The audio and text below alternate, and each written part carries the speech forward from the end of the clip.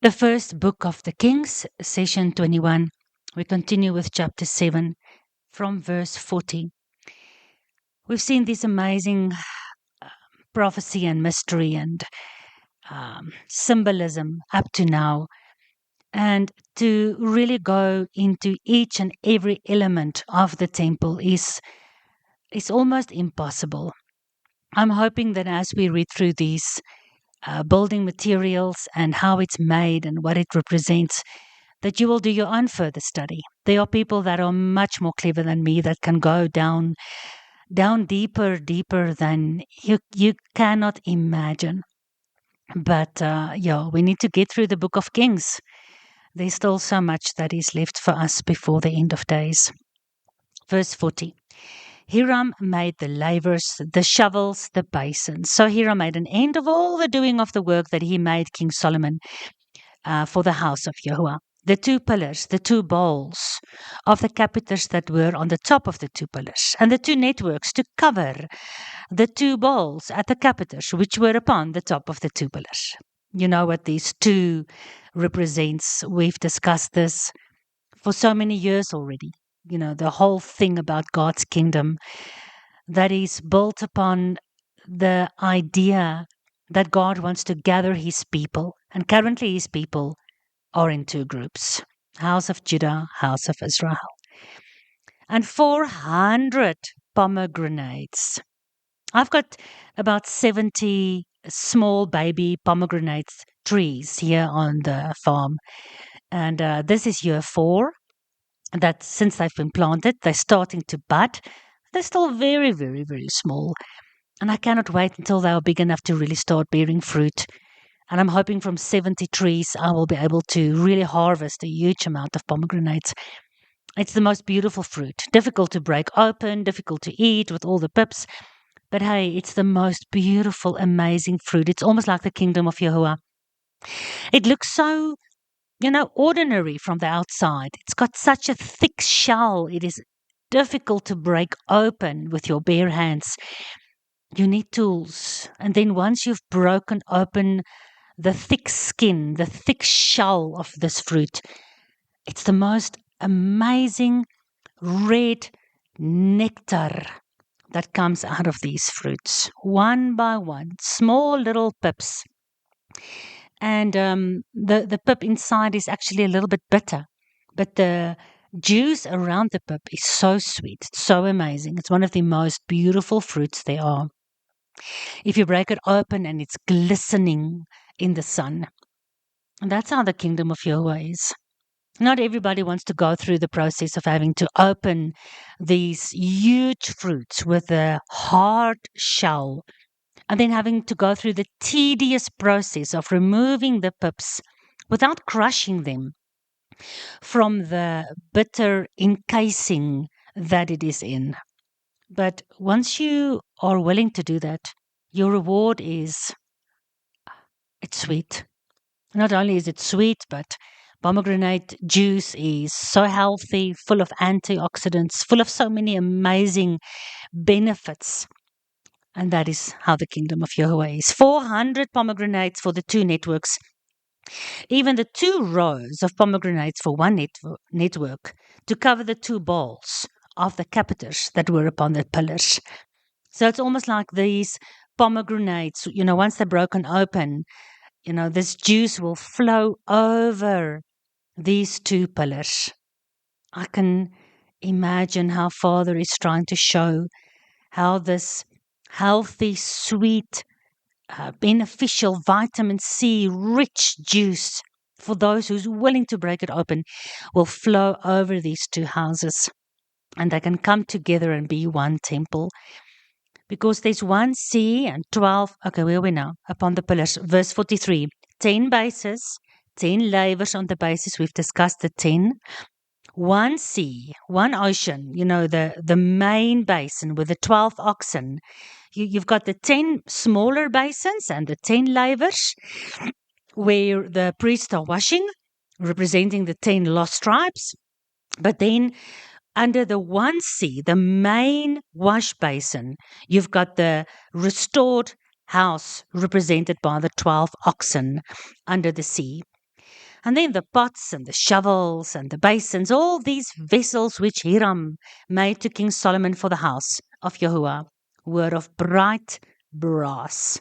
We know the brass means judgment, but we also know that even a shovel and a wheelbarrow and a basin and, all these tools and these implements, each one is holy. It is dedicated for a specific work within the temple, the kingdom of Yahuwah. Doesn't matter whether you're a shovel or a pot or a basin or a little pomegranate. Doesn't matter what you are, how God is forming you and shaping you and making you. Sometimes it goes through the work of high temperature to melt the brass so that God can form you. These things are fine. It's not nice to go through it, but it's good so that God can form you into a holy, set apart for a specific purpose for his kingdom. In the plain of the Jordan did the king cast them in the clay ground between Sukkot and Zartan. And Solomon left all the vessels unweighed because they were just too exceedingly many. Neither was the weight of the brass ever calculated. I mean, even Revelation says there's such a huge amount of people. The crowd is uncountable. It's 10,000s of thousands and myriads of thousands. It is a number that no man can count. Solomon made all the vessels that pertained unto the house of Jehovah. The altar of gold, the table of gold. So the altar of gold, remember, is the incense altar within the holy place. The table of gold upon which the showbread was, and of course the menorah of pure gold. 5 on the right side, 5 on the left, before the oracle, with the flowers and the lamps and the tongues of gold. So I know that 5 on this side and 5 on that side are the curtains. It doesn't say it in this verse, but people can get confused because in the King James it reads the candlestick of pure gold, 5 on this side, 5 on the right. But it's not right because the Bible, specifically Exodus 26, talks about the 5 curtains, 5 on the left, 5 on the right, and they are coupled, chavarim, friends, companions together to form one curtain before the oracle. What is the oracle? That is the words that God spoke. He orated. He voiced the words that's written down on stone that's within the ark of the testimony. So, of course, right before the oracle, you've got the 10 curtains. And before the 10 curtains, you've got the menorah, table of showbread, and the altar of incense, and the bowls, and the snuffers, and the basins, and the spoons, and the censers of pure gold, and the hinges of pure gold, both for the doors of the inner house, the most holy place, and for the doors of the house, to wit, all the temple's doors. All the hinges. Oh, guys, a hinge, such a small little thing, but such an important, amazing work. And although it's small, it's not insignificant because without the hinge, these massive, heavy, huge doors cannot move, and the hinges are made of pure gold. So was ended all the work that King Solomon made for the house of Yahuwah. And Solomon brought all the things which David his father had dedicated, the silver, the gold, the vessels. He put them among the treasures of the house of Yahuwah.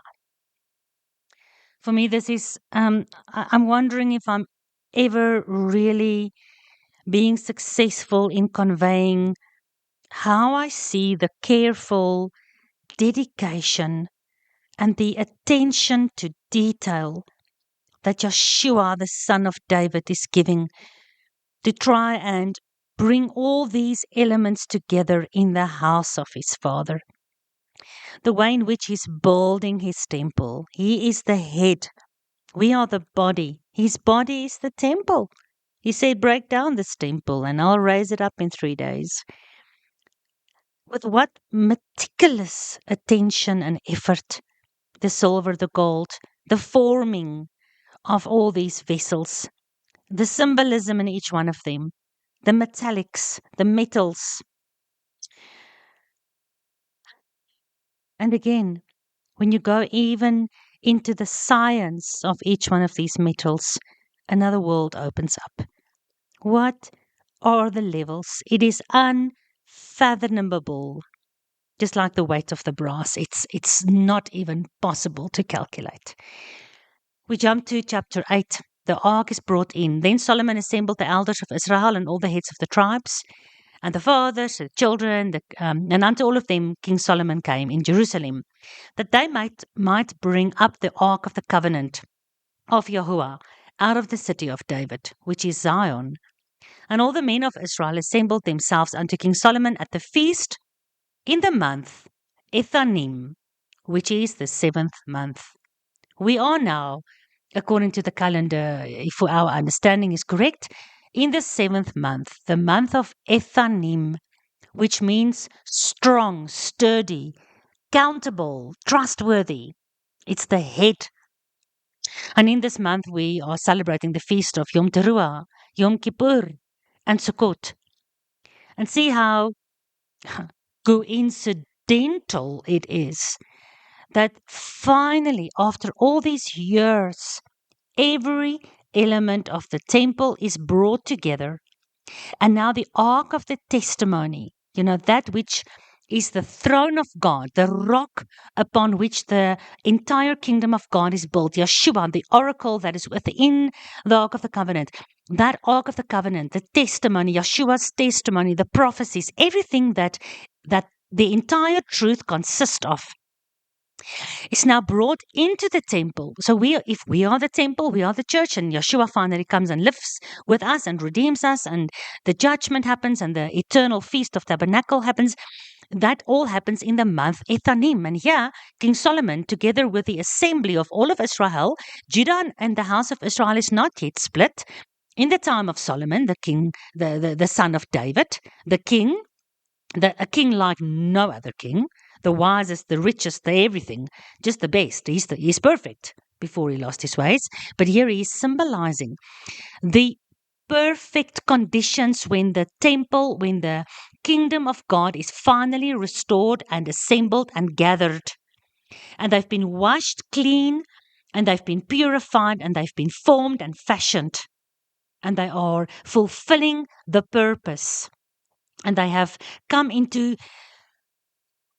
the destiny and all the prophecies of thousands of years are being fulfilled. All this will happen in the month Ethanim. That's why I do not believe the second coming is in the spring feasts of the Northern Hemisphere Pesach season. I do believe it's in the full feast, Northern Hemisphere, the end of the year feasts, Yom Teruah, Yom Kippur, and Sukkot. Because here, finally, the son of David, King Solomon, together with the entire kingdom of Israel, all 12 tribes, are assembling themselves not anywhere else but in Jerusalem. And the temple is built. There's not one living stone of the living temple short. The entire temple is done, together with all the trappings on the inside, all the tools, all the utensils, all the furniture, all the ornaments, the hinges of the doors, all the metals, and all the treasures. God says in Malachi, He's listened very often when His people speaks about Him, and He writes it in a book. And His people are like Him, are for Him a treasure, like precious stones. So all of this is brought together. And when we all gather together in Jerusalem in the month Ethanim, when the resurrection has happened and Yeshua takes us back to the city of David, then I see how this is typified, typically pictured and painted for us in 1 Kings chapter 8. So Solomon assembled the entire Israel unto the feast of Ethanim. And all the elders came, and the priests took up the ark, and they brought the ark of Yahuwah and the tabernacle of the congregation, and all the holy vessels that were in the tabernacle, even those did the priests and the Levites bring up. King Solomon I wonder if this means, let me just quickly wonder. There was a menorah and a table of showbread and a incense altar and all the shovels and basins, and all the tools and utensils were in the tabernacle.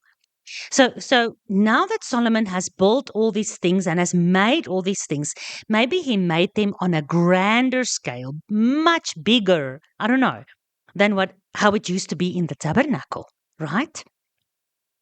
And now the tabernacle is brought up because up to now, the tabernacle that Moses built with all the utensils was traveling with Israel. But now the temple is built. And now the tabernacle is not going to be used anymore. So it's brought up now to Jerusalem. And if I read correctly, the temple is built and a second menorah is made and a second table of showbread, because it says all throughout everything that we've read that Hiram made all those things, wasn't it? Solomon made all the vessels that pertained to the house of Yahuwah, the altar of gold, the table of gold, the candlestick of pure gold. So he made for a second time, he made these objects again. So I'm imagining that they are bigger and even grander than they was in the wilderness in the tabernacle. So the tabernacle, the ark and the tabernacle is brought up and all the holy vessels, and the priests and the Levites brought them. King Solomon, and again, if you've done my Bible studies on the age to come, you will see, and this is controversial. I don't care. I'm at the point where I don't care about the Christians and all their objections anymore. But Zechariah says that the prince, the son of David, the king of kings, when he enters Jerusalem and he takes us all with him to Jerusalem, then his Levites will institute the service of Yahuwah again. So the Levites are bringing all these things up. Solomon and all the congregation of Israel that were assembled unto him were with him before the ark, sacrificing sheep and oxen that could not be told or written down or even mentioned or recorded for a number of multitude.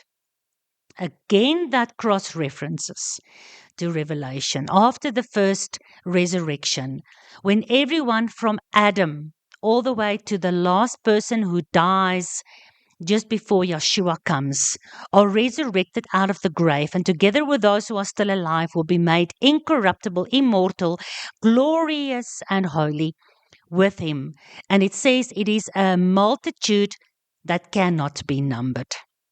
And the priest brought in the ark of the covenant of Yahuwah unto his place. All right. So everything is made double except the ark of the covenant. And I'm so happy with it because it just reminds me what an amazing, humble, can I use the word simple?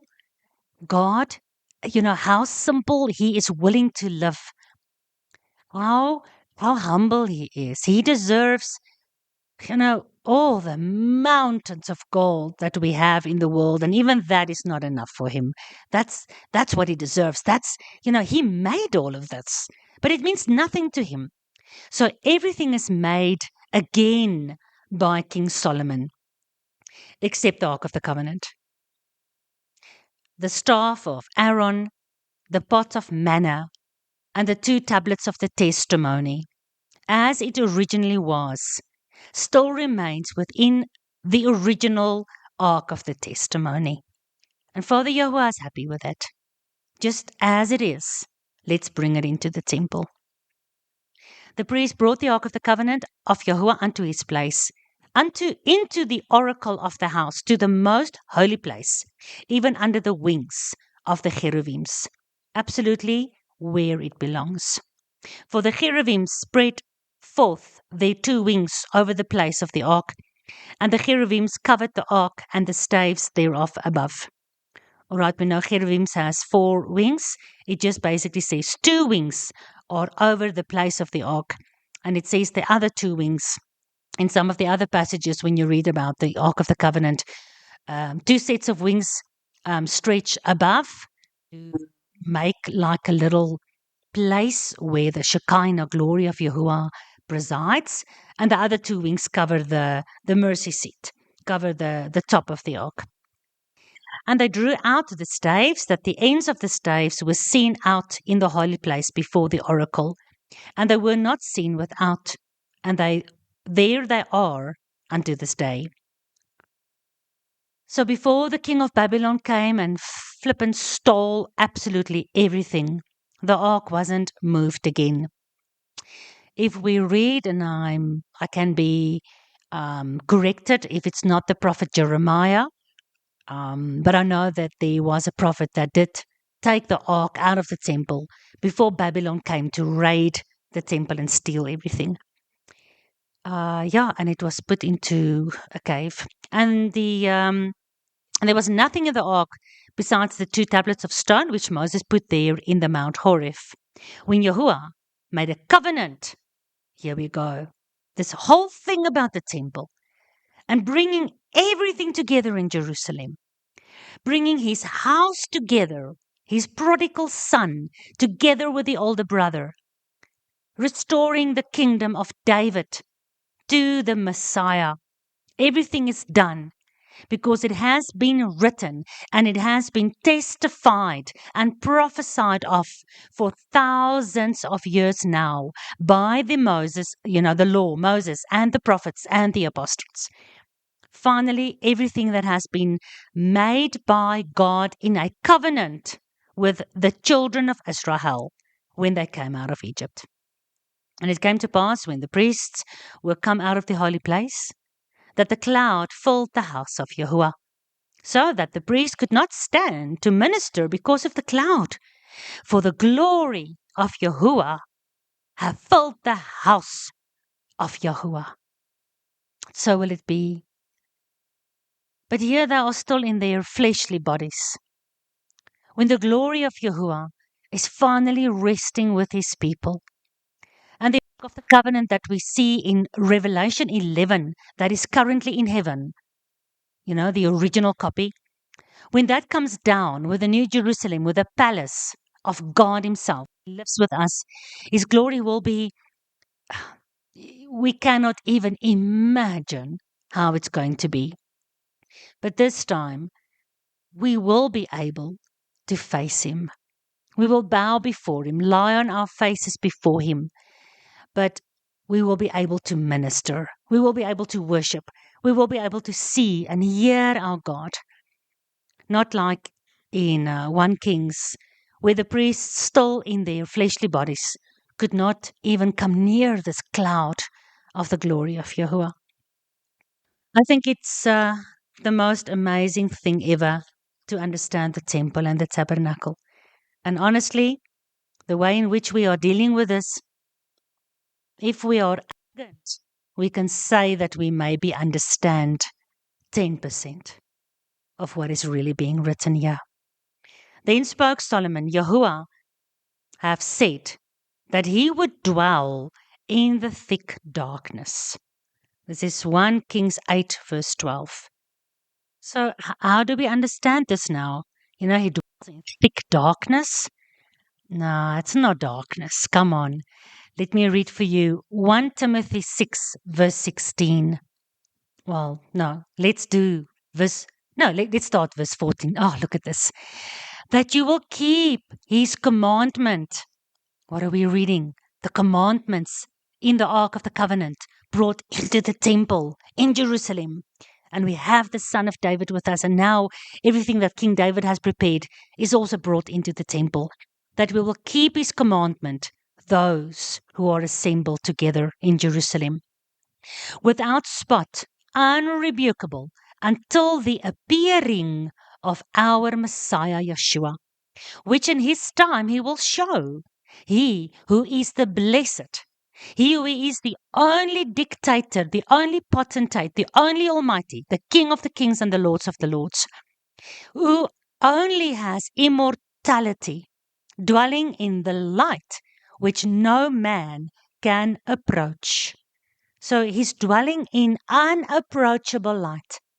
Just like these priests could not approach the cloud of smoke that fills the temple when the glory and the presence of God comes into the temple.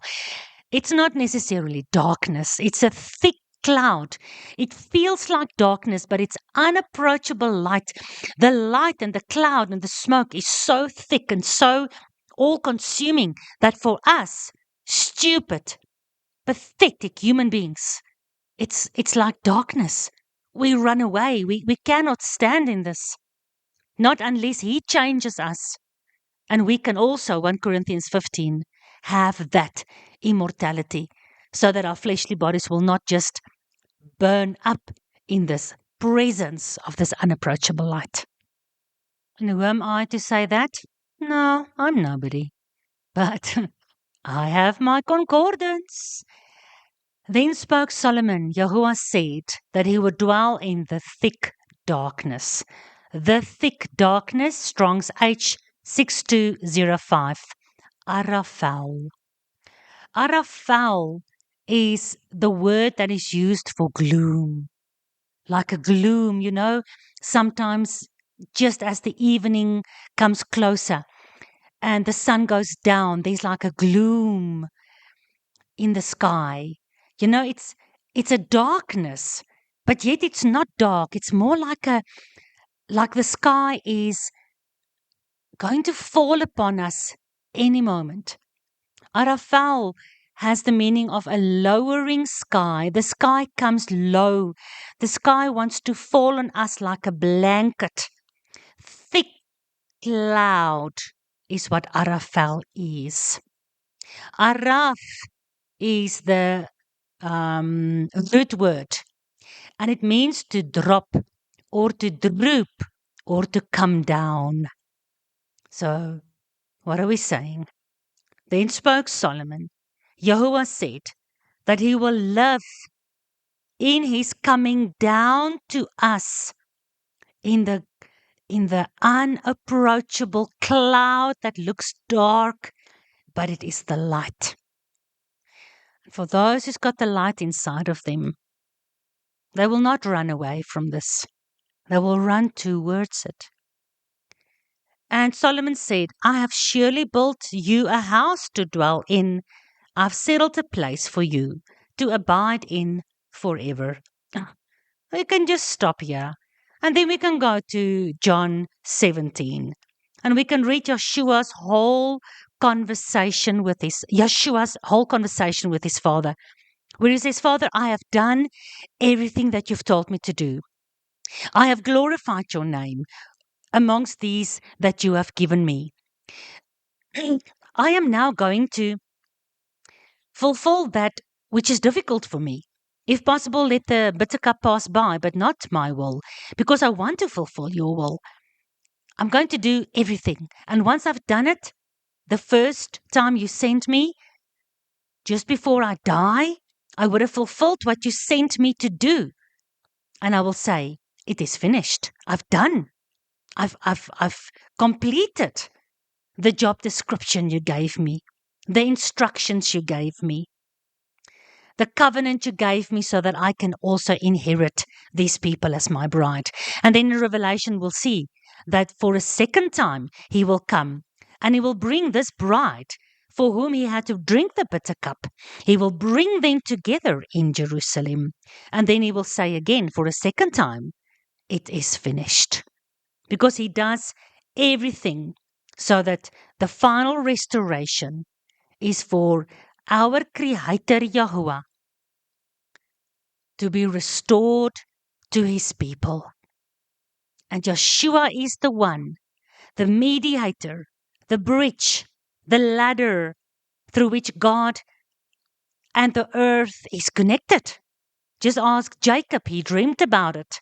And the angels went up and down. And then, what was the guy's name? Philippus, I can't remember. He sat under the fig tree. And Joshua said, you marvel because I say that I saw you under the fig tree. You'll marvel even more when you see me, the Son of Man, and the angels descending and ascending upon me. He's the ladder. He's the connection. He's the one that will bring God's people back to God, that will do the final restoration. And if we look around when everything is done and we're looking for Yeshua and we look upon the glory of Yahuwah, we can finally, our stupid little 2.5 kilogram brains can maybe finally understand they are Echad. They are one. So the king turned his face about. Okay, so he said, I built you a house to dwell in, a place where you can abide with us forever. Word for word, what I see Joshua says. And the king turned his face about and blessed all the congregation of Israel. And all the congregation of Israel stood upon their feet. Come on, church. The true kahal, called out ones, not the circa of the lawless one. Stand up and let Yeshua bless us so that we can be one. God doesn't live in a temple. This temple is built for him out of the living stones on the foundation, which is the cornerstone of Yeshua. And we're asking, Yahweh, come stay with us. At the end of Revelation, come, Yeshua, come, please. The bride and the Ruach says, come, stay with us. And we also, now with Solomon, this house is built by Yeshua. And we also plead, please come and stay with us.